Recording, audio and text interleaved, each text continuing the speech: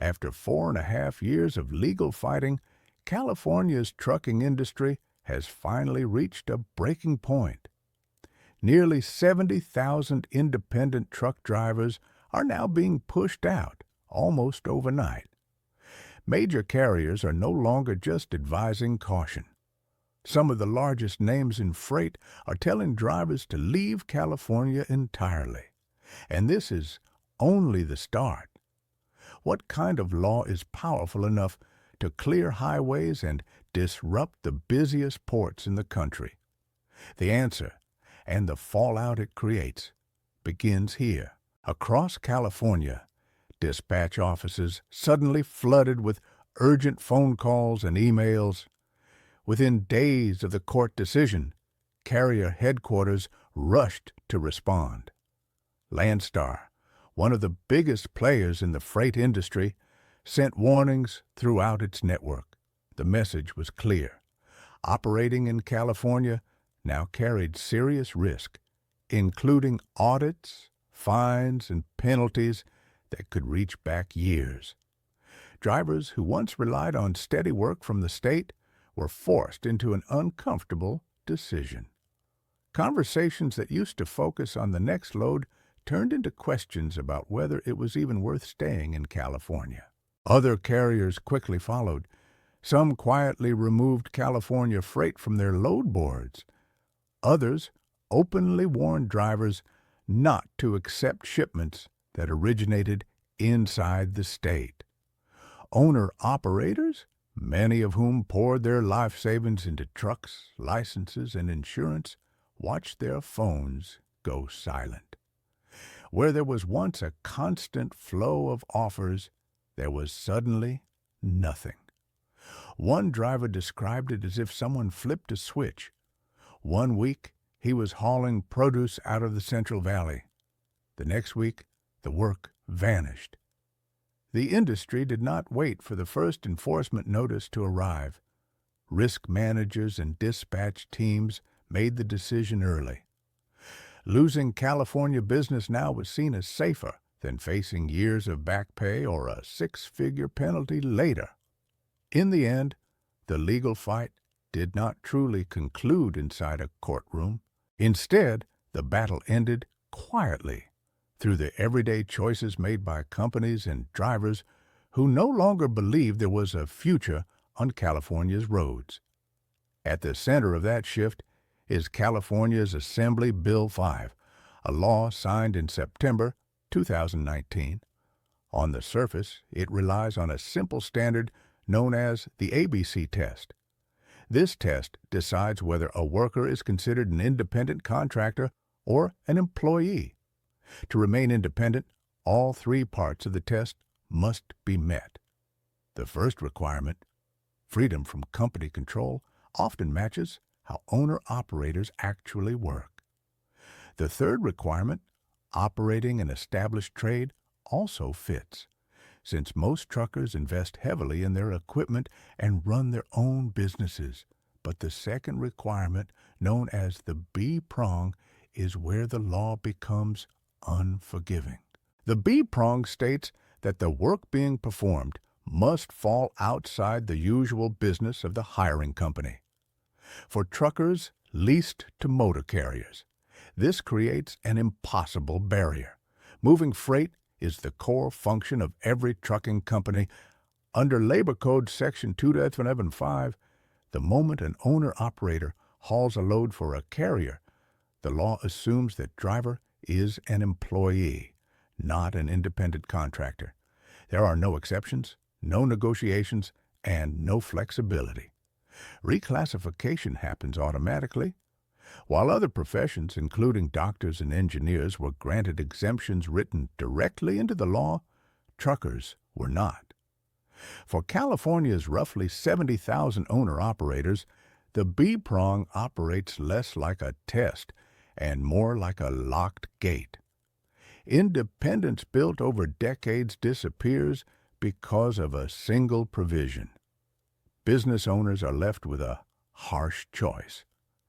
Accept employee status or walk away. Behind every statistic in the trucking industry is a person who took a risk on themselves. In California alone, nearly 70,000 owner-operators built their livelihoods on independence. Many drive trucks worth $150,000 or more, often paid for through years of savings or loans from family members. These drivers are not gig workers picking up extra shifts. They are small business owners who carry every expense themselves, from insurance premiums to major engine repairs. They stake their livelihoods on their ability to keep their trucks running. Assembly Bill 5 does more than put a single job at risk. It wipes out entire businesses almost overnight. For trucking companies, turning independent drivers into employees is not as simple as rewriting a contract. It requires taking on payroll taxes, health coverage, workers' compensation, and paid leave, while also absorbing costs for fuel and maintenance that drivers once handled on their own. For just one truck, these added expenses can reach tens of thousands of dollars each year. When that cost is multiplied across dozens or even hundreds of drivers, the numbers no longer make sense for most small and mid-sized fleets. Many owner-operators see no clear way forward. Becoming an employee would mean walking away from businesses they spent years building. With the loss of control over their schedules, locations, and income, they are left facing a painful decision: surrender their independence or leave California entirely. This law does not simply reshape the trucking industry. It removes the foundation beneath nearly 70,000 small businesses in a single move. As January arrives, a quiet wave of shutdowns begins to roll across California's back roads and highways. At the center of this wave is Senate Bill 445, a law that forces every gas station in California to upgrade its underground storage tanks. The process can cost as much as $2 million for a single location. The state's RUST program, once promoted as a safety net for small station owners, has slowed to a crawl under heavy paperwork and unfulfilled commitments. For hundreds of operators, the burden drags on for years, but the penalties for missing deadlines do not pause. For every day a station falls out of compliance, fines ranging from $15,000 to $20,000 begin to pile up. The calculation becomes harsh and unavoidable. With cost they cannot cover and little meaningful assistance, 473 gas stations shut down permanently on January 1st. The damage is most severe in rural areas. Family-owned stations that once served as the only fuel stop for 20 or 30 miles disappear almost overnight, leaving behind empty lots, locked pumps, and fading signs along long stretches of highway. For the trucks still operating, a new danger emerges.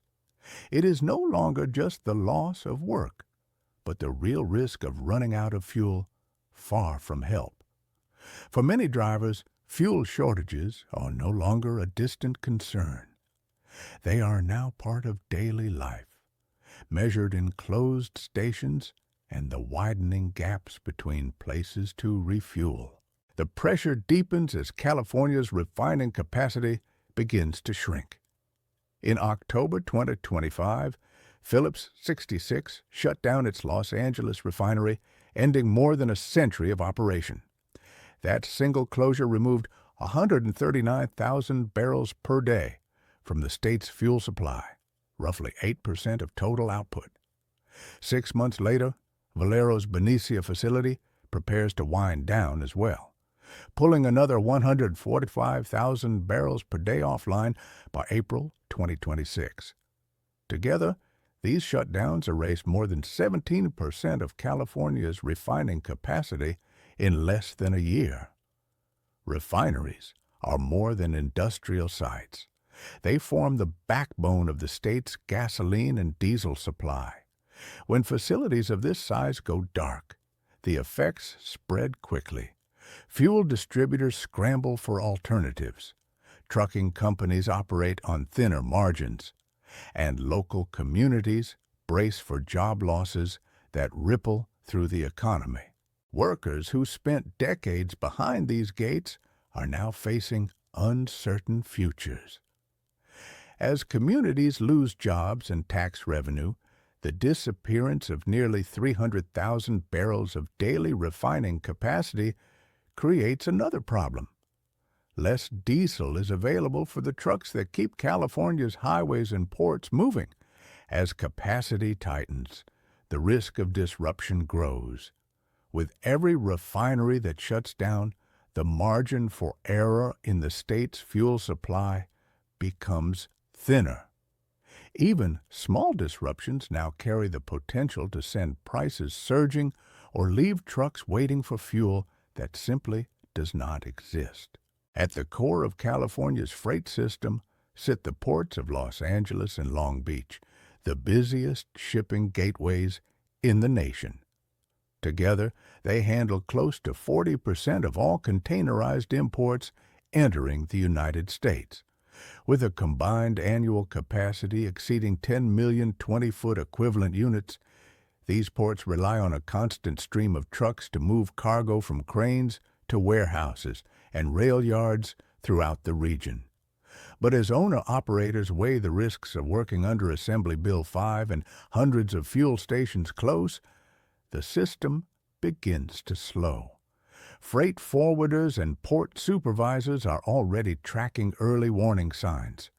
Containers pile higher in terminal yards as fewer trucks arrive to move them out. Shipping companies, concerned about delays and rising costs, quietly begin shifting contracts to ports in Texas and along the East Coast. Logistics managers now face a difficult calculation: pay higher rates to secure the limited trucks still operating, or reroute cargo entirely to avoid California's growing bottlenecks. The effects spread far beyond the ports. In rural counties, emergency responders are now driving up to 30 miles just to refuel, extending response times for fires and medical emergencies. Corporate supply chain teams warn clients about unstable delivery schedules and rapidly increasing freight costs. California's position as a dominant logistics hub no longer feels guaranteed. As trucking capacity declines and fuel supplies tighten, ports that once symbolized nonstop global trade now face growing backlogs that innovation alone cannot solve. The perfect storm is no longer a forecast.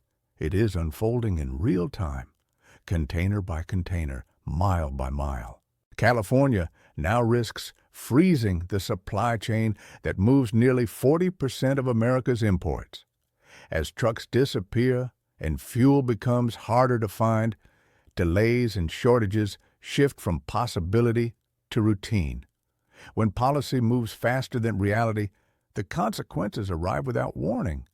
The full cost of these decisions is only beginning to reveal itself.